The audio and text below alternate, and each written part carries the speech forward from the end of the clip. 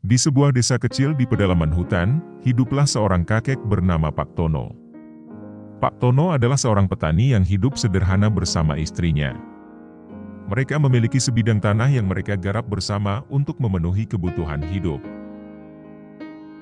Namun, kehidupan Pak Tono berubah drastis ketika tanah mereka diambil alih oleh seorang pengusaha kaya. Pak Tono dan istrinya diusir dari tanah mereka sendiri. Mereka tidak memiliki tempat tinggal lain dan tidak memiliki uang untuk membeli tanah baru. Dalam keadaan yang sangat sulit, Pak Tono memutuskan untuk hidup di hutan.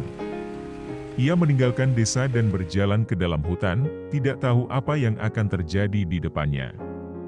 Istrinya meninggal beberapa tahun kemudian, dan Pak Tono hidup sendirian di hutan. Di hutan selama lebih dari 20 tahun, Pak Tono membuat rumah sederhana dari bahan-bahan alam dan hidup dari hasil hutan.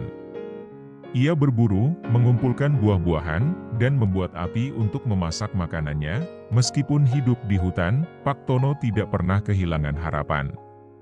Ia selalu berdoa dan berharap bahwa suatu hari nanti, ia akan dapat kembali ke desa dan hidup bersama keluarganya lagi.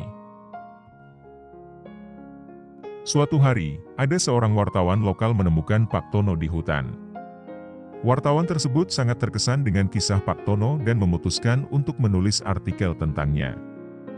Artikel tersebut kemudian dipublikasikan di koran lokal dan menarik perhatian banyak orang.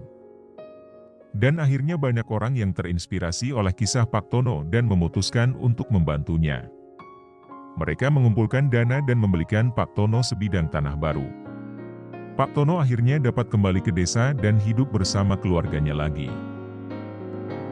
Jadi seperti itulah cerita singkat tentang kisah Pak Tono yang diangkat dari kisah nyata. Dan akhirnya telah banyak menginspirasi banyak orang untuk tidak pernah menyerah dalam menghadapi kesulitan.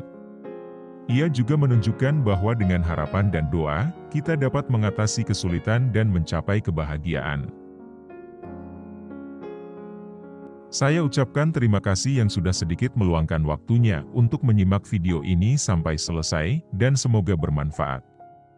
Wassalamualaikum warahmatullahi wabarakatuh.